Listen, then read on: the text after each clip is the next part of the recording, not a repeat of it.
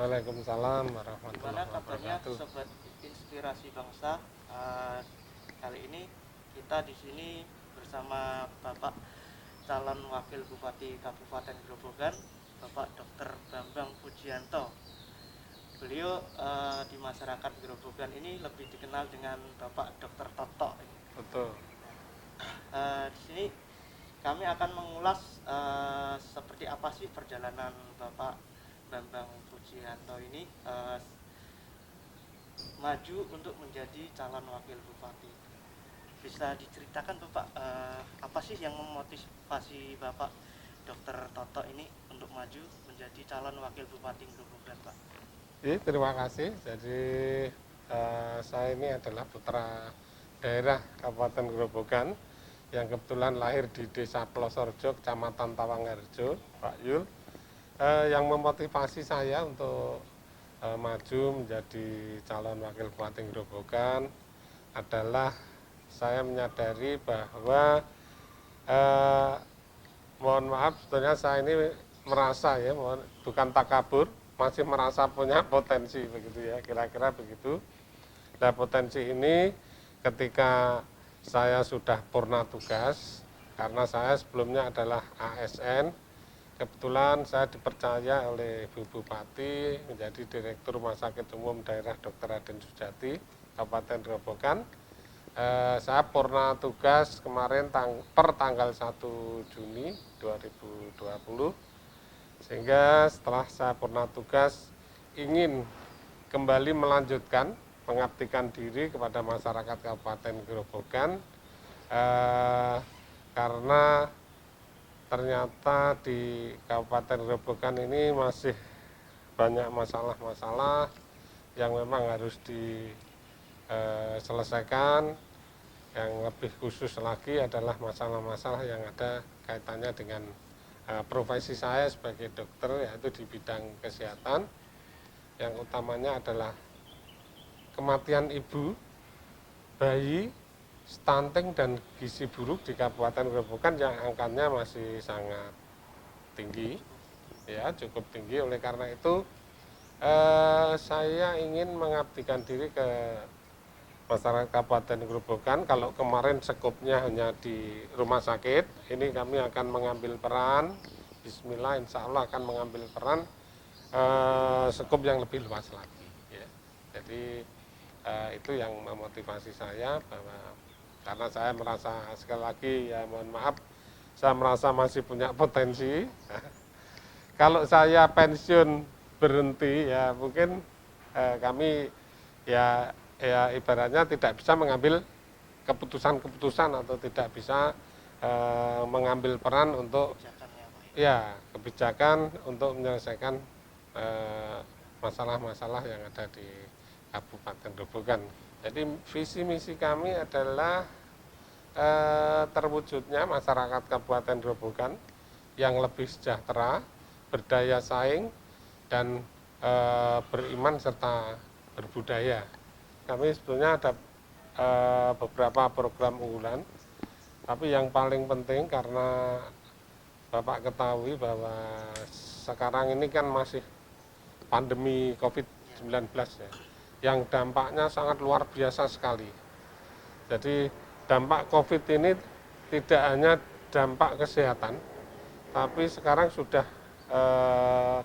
mengenai dampak ekonomi, dampak sosial, dan lain sebagainya. Sehingga utamanya di bidang ekonomi kami akan menumbuhkan kembali ya, jadi menumbuhkan kembali ekonomi masyarakat dengan menggali potensi-potensi yang ada di masyarakat. Ya memang ini kan sebetulnya sudah upaya dari pemerintah daerah ini kan sebetulnya juga sudah cukup baik sebenarnya ya. Menurut kami sudah sangat cukup baik, hanya mungkin perlu ya, karena pendapatan asli daerah itu yang utama itu kalau di Kabupaten Grobogan ini adalah memang pajak daerah, kemudian retribusi ya, di samping pendapatan lain yang sah itu kira-kira itu. Nah, sebetulnya upaya-upaya sudah dilakukan oleh pemerintah daerah untuk meningkatkan PAD dari sektor pajak, kemudian dari sektor retribusi dan sektor-sektor lain tadi, namun mungkin perlu dioptimalkan. Jadi menurut kami perlu dilakukan intensifikasi yang lebih optimal lagi. Jadi kendala kita banyak ternyata ya, kendala kita sebetulnya cukup banyak. Oleh karena itu ya menurut kami ya harus disiapkan, karena masalah pajak, masalah retribusi ini perlu sumber daya juga yang profesional, yang yang bisa ya katakanlah jujur, kemudian punya integritas, dan perlu ditunjang teknologi ya. Menurut kami perlu ditunjang oleh teknologi. Sebetulnya upaya-upaya itu sudah dilakukan. Oleh karena itu mungkin tugas kami nanti ya akan mencari formula-formula yang lebih baik ya barangkali. Namun di samping itu kami juga menghimbau ya kepada masyarakat, kemudian pelaku-pelaku usaha itu juga ya kami mohon untuk bisa membantu pemerintah daerah, karena sebetulnya seperti hotel-hotel, rumah makan, restoran dan lain sebagainya, termasuk ya rumah sakit swasta dan lain sebagainya itu kan sebenarnya sudah kita upayakan alat-alat atau teknologi untuk ini ya secara online itu bisa katakanlah menarik pajak-pajak itu. Namun demikian masih kami dapati banyak ya pelaku-pelaku usaha itu yang enggan katakanlah menarik pajak, menarik retribusi itu yang sebetulnya ya yang sebetulnya bisa menjadi pendapatan daerah yang lebih besar, karena kita tadi di depan visi misi kami salah satunya adalah daya saing ya.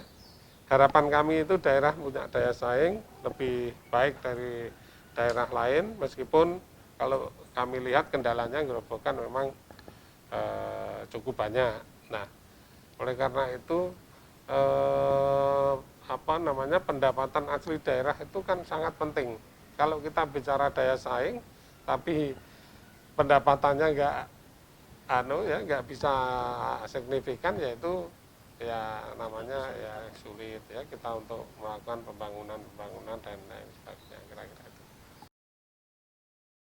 Ya kalau nggak salah mungkin dulu saya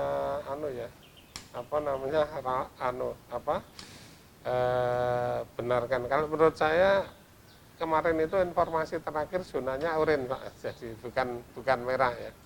Indeksnya kalau tidak salah 0,24, itu masuknya zona orange ya, orange ya. Gerobokan zona orange. Jadi ini untuk meningkatkan kesejahteraan masyarakat itu kan, jadi kesejahteraan masyarakat ini kan menurut kami tidak hanya kesejahteraan lahir saja ya, jadi juga ada kesejahteraan batin. Nah, khususnya kami berdua pengen menyelesaikan pembangunan infrastruktur itu sampai ke desa, karena menurut saya infrastruktur jalan khususnya itu adalah yang paling utama ya menurut kami ya. Menurut informasi terakhir kemarin itu dari laporan pemerintah daerah, target 2020 ini diprediksi bisa realisasinya sampai 81%. Jadi daerah-daerah yang menjadi tanggung jawab pemerintah kabupaten itu 81% selesai di 2020. Nah, nanti untuk periode berikutnya ini saya juga mohon dukungan, doa restu agar pembangunan infrastruktur jalan ini khususnya bisa selesai di periode kepemimpinan kami dengan Ibu Haja Sri Sumarni di 2021 sampai 2024. Jadi infrastruktur jalan itu menurut kami sangat penting karena begini, supaya masyarakat di pedesaan itu kalau punya hasil-hasil pertanian, hasil perkebunan itu juga ini apa namanya bisa segera di ya tanpa biaya transportasi yang mahal-mahal. Kalau jalannya jelek, risiko perjalanan gitu ya, mungkin seorang petani mengantarkan produk pertaniannya ke pasar karena jalannya jelek mungkin bisa jatuh dan lain sebagainya. Itu yang pertama. Kemudian kami juga ingin menumbuhkan kembali ya ekonomi masyarakat. Kita akan menggali potensi-potensi ekonomi yang ada di masyarakat ya. Ya memang antara satu desa, satu daerah, satu dengan yang lainnya kan memang beda. Ya, jadi mungkin ada daerah-daerah yang di situ produk-produk pertanian perkebunan. Gerobokan ini kan terkenal dengan pajalinya ya. Padi, jagung, kedelai. Nah, itu. Jadi padi, jagung, kedelai itu harus kita support ya pemerintah kabupaten, pemerintah daerah. Nanti kami akan ya mencari dengan birokrasi kami untuk bagaimana supaya produk pertanian itu bagus. Kalau jalannya sudah bagus, saya kira ini transportasinya gampang. Di samping itu juga mungkin perlu bantuan teknologi ya dari pemerintah kabupaten, juga perlu bantuan teknologi supaya di desa-desa itu tidak kesulitan sinyal. Jadi mereka tinggal berkomunikasi mau menawarkan produk-produknya itu bisa ditawarkan secara melalui internet lah katakanlah itu. Ya di samping itu juga mungkin ini peningkatan SDM ya. Jadi mungkin perlu pelatihan-pelatihan bagaimana terkait dengan yang mereka sesuai dengan kondisi daerah masing-masing. Ya kalau produk pertanian ya pertanian, perkebunan ya perkebunan dari instansi yang membidangi. Kemudian kalau ada daerah-daerah yang punya potensi kebudayaannya, keseniannya, mungkin yang ini juga ya kita dorong, kita promosikan, kita fasilitasi dan lain sebagainya supaya ada nilai tambah atau pendapatan dari warga masyarakat itu sendiri. Kemudian juga saya kira perlu ditingkatkan untuk urusan yang kesehatan tadi ya, yang paling penting itu menurut kami bagaimana cara upaya menurunkan angka kematian ibu bayi itu yang gerobokan itu beberapa tahun terakhir ini menduduki urutan 1, 2, 3. Nah ini sebabnya apa? Nah, sesuai dengan latar belakang pendidikan kami ya mudah-mudahan ya atas doa restu dari masyarakat Kabupaten Gerobokan kita akan ya bismillah lah kita atasi urusan ini dengan baik-baiknya, termasuk stunting gizi buruk itu masih sangat luar biasa lah. Ini memang perlu komitmen dari pemerintah daerah, komitmen dengan aparatur, dengan masyarakat itu sendiri. Jadi nggak bisa ini pemerintah daerah sudah melakukan upaya maksimal tapi masyarakatnya tidak ada kesadaran. Nah ini kan perlu didukung oleh ya semua elemen termasuk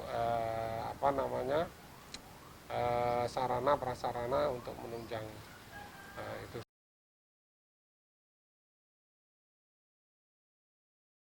Ini memang suatu masalah yang sangat sulit ya. COVID itu kalau di Indonesia khususnya di Gerobokan itu kan mungkin bisa katakanlah anggap aja masuk di Gerobokan itu kan kira-kira bulan Maret ya. Jadi waktu itu saya masih menjadi direktur Rumah Sakit Dr. Raden Sujati. Kita juga sangat kesulitan. Ini saya ke belakang sedikit. Jadi waktu itu banyak tenaga medis yang memang sangat ketakutan. Jadi sangat ketakutan. Setelah masa ketakutannya agak lewat sedikit itu, berani memberikan pelayanan, tapi persyaratannya sangat luar biasa. Jadi APD-nya harus lengkap, harus standarnya begini, kalau enggak ini enggak, dan lain sebagainya lah intinya. Sehingga memang menguras anggaran yang sangat, biaya yang sangat luar biasa. Nah, setelah berjalannya waktu, saya pantau itu ternyata masyarakat itu juga tidak semua masyarakat itu bisa mengerti dan memahami, ya. Banyak juga masyarakat yang ya bisa dikatakan masih menyepelekan. Iya, menyepelekan itu karena kurang percaya atau tidak percaya. Ya itu logis juga karena barang nggak kelihatan. Tapi kalau bisa kita sosialisasikan, kita jelaskan sedemi sedikit, saya kira ya insya Allah lah, mudah-mudahan bisa ada perubahan dari perilaku dari masyarakat kita. Nah, jadi memang corona itu kan nggak kelihatan ya, tapi itu nyata sebenarnya. Ibaratnya handphone ini kan ya, bicara lewat video call itu kan nggak kok bisa koyok ini itu kan ya, tapi kenyataannya kan bisa itu. Jadi nggak kelihatan lewat tendi, gambar tendi, tapi di HP muncul. Nah ini seperti corona itu. Nah ini orang yang nggak percaya, ini yang kita yang susah. Ketika itu kita merawat positif virus COVID-19 itu kan kita isolasi. Itu saja keluarganya berasa tidur di situ. Kan kita lihat dari CCTV itu. Waduh, ini kita kan meskipun kita sudah sangat ketat itu ya masih kecolongan namanya orang ya. Nah ini kita tanggung jawab kita semua untuk mensosialisasikan kepada masyarakat itu bahwa corona itu memang ada. Ya doa restu dari masyarakat dan bangsa Indonesia, mudah-mudahan ya corona cepat berlalu. Yang dulu targetnya bisa bulan Juli, bulan September dan lain sebagainya ya. Dan mudah-mudahan nanti tidak lama lagi, mungkin ya akhir-akhir tahun atau awal tahun, mudah-mudahan vaksinnya juga sudah ini ya. Kalau begini terus, waduh, kita berat dari pemerintah pusat, pemerintah provinsi maupun pemerintah kabupaten, ini kan kesulitan ya. Kita mau gimana? Kalau kita ibaratnya mau ideal betul, itu maksudnya ideal begini. Pokoknya kalau ada kasus harus dilakukan begini, ya katakanlah ini kan jadi protokol COVID, kebijakan tentang COVID itu makin hari juga berubah karena ya keadaan. Nggak mungkin kita akan katakanlah mengisolasi kampung dengan kita memberikan makan, memberikan semuanya. Nah, uangnya dari mana? Pasti habis. Termasuk kemarin kan juga ada ini ya, mengenai swab. Swab itu sekarang itu kalau tidak salah 1.700.000. Kemarin ada yang usul targetnya harus sekian ratus setiap hari. Loh, nah itu nanti harus kita manage, kita punya uang kan terbatas, kalau katakanlah kemarin kalau tidak salah Kabupaten Grobogan pengennya satu hari harus 150 umpama, 150 kali 1.700.000 berapa itu? Nah uang kita berapa? Nah terus untuk berapa bulan? Nah kalau kita ada kepastian berhentinya katakanlah bulan Desember gitu, ya bisa kita kita hitung ya wis lah Desember bar. Nah kalau enggak, makanya kan ini kesulitannya kan di situ. Oleh karena itu yang paling penting sebetulnya adalah perilaku masyarakat, harus kesadaran masyarakat, termasuk ya kita semua. Protokol-protokol COVID itu memang harus dipatuhi. Oleh karena itu kami juga sebagai calon wakil bupati bersama Ibu Bupati, kami juga sangat hati-hati. Kita memang dalam nanti melakukan kampanye, kami juga memprioritaskan protokol kesehatan. Jadi kita kan juga dibatasi nih, untuk kampanye di dalam gedung itu hanya 50 orang, di luar gedung hanya 50 orang termasuk kita. Jadi 50 itu termasuk kita, jaraknya harus 1 meter, harus pakai masker, menyiapkan izin dan lain sebagainya. Kita akan patuhi. Oleh karena itu kepada masyarakat Kabupaten Gerobogan, ya saya mohon maaf karena memang kita memenuhi protokol-protokol kesehatan, aturan-aturan KPU yang sangat ketat ini, sehingga kami sangat hati-hati sekali. Jadi kalau kemarin juga ada pertanyaan kok nggak kampanye, incumbent, nggak ada lawan, itu sebetulnya bukan seperti itu. Kita rindu ketemu masyarakat, seneng-seneng rame-rame, guyon dan lain sebagainya. Tapi karena ini masa pandemi, ya kita mengutamakan ya kesehatan kita, keluarga kita, dan seluruh masyarakat Kabupaten Grobogan. Jadi kalau saya ya di samping kita tetap memprioritaskan penyediaan anggaran COVID untuk penanganan COVID, kami juga menghimbau kepada masyarakat untuk berperilaku sesuai anjuran pemerintah kabupaten. Kira-kira itu. Jadi kepada masyarakat Kabupaten Grobogan, jadi saya berharap meskipun ini masih suasana pandemi, untuk mensukseskan pemilu kada di tanggal 9 Desember, saya berharap seluruh masyarakat yang mempunyai hak pilih untuk dapat menggunakan hak pilihnya, datang ke TPS dan menggunakan hak pilihnya masing-masing.